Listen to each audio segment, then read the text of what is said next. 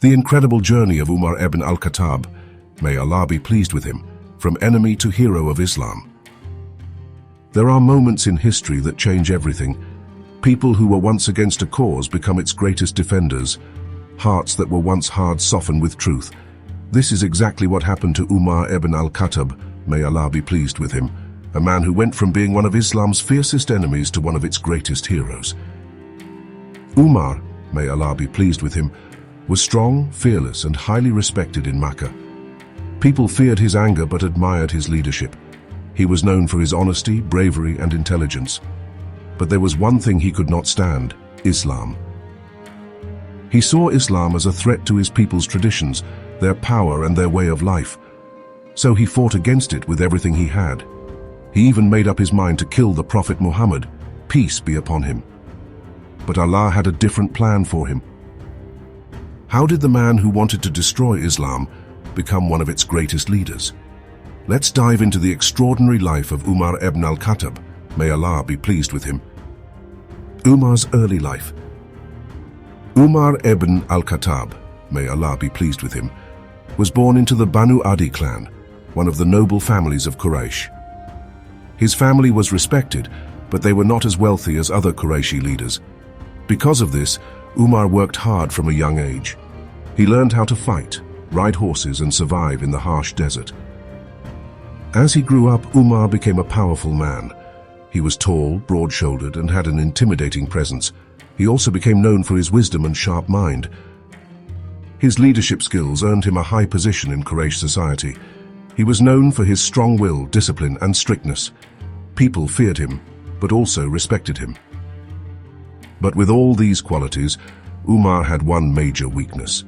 He was deeply attached to the traditions of his ancestors. He was proud of Quraysh's idol worship and saw Islam as a dangerous new idea. Umar's hatred for Islam. When the Prophet Muhammad, peace be upon him, started calling people to Islam, Umar was furious. He saw Islam as something that was breaking families apart, dividing the Quraysh, and threatening their power. Like many others, he refused to listen to the message of Islam. Instead, he fought against it. He was known for persecuting Muslims, punishing those who had accepted the new faith, and making their lives miserable.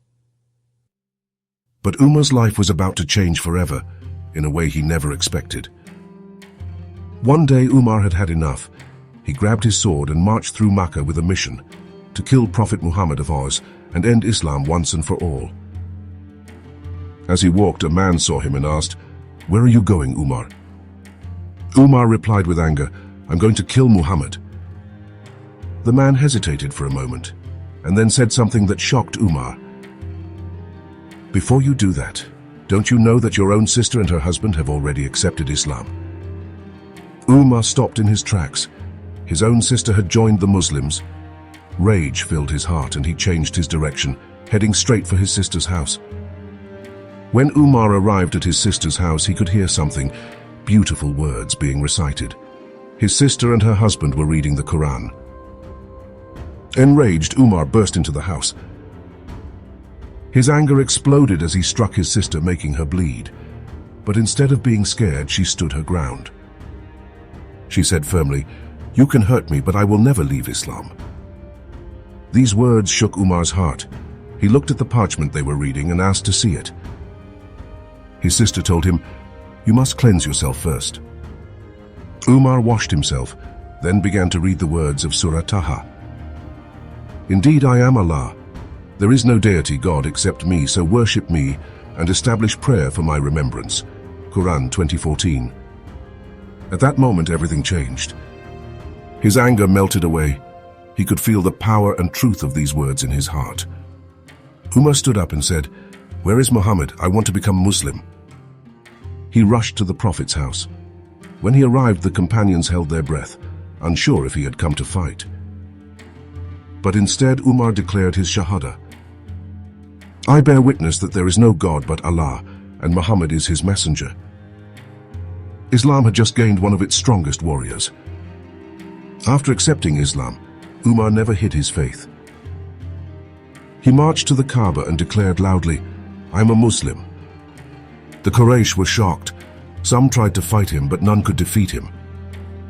For the first time, Muslims prayed openly at the Kaaba because Umar was there to protect them. From that day on, Umar, may Allah be pleased with him, became one of the Prophet's closest companions. After Abu Bakr, may Allah be pleased with him, passed away, Umar became the second Caliph of Islam. Under his leadership, Islam spread across the world, reaching Persia, Egypt, and beyond. But despite being one of the most powerful men in the world, Umar remained humble. He wore simple clothes, ate basic food, and spent his nights walking the streets to check if anyone was suffering. One of his most famous sayings was, "If a single sheep is lost by the Euphrates River, I fear that Allah will ask me about it." This was Umar's justice. He held himself accountable before Allah, always ensuring fairness for everyone. No one is beyond guidance. If Umar could change, anyone can. A leader serves, not rules. Umar showed that real power is in taking care of others. Always stand for the truth. Umar never stayed silent against injustice. Umar ibn Al-Khattab, may Allah be pleased with him, transformed from a feared warrior to a wise leader. His story teaches us that true greatness is in faith, justice, and humility. May Allah guide us all and help us follow the example of Umar ibn Al-Khattab. May Allah be pleased with him. Ameen.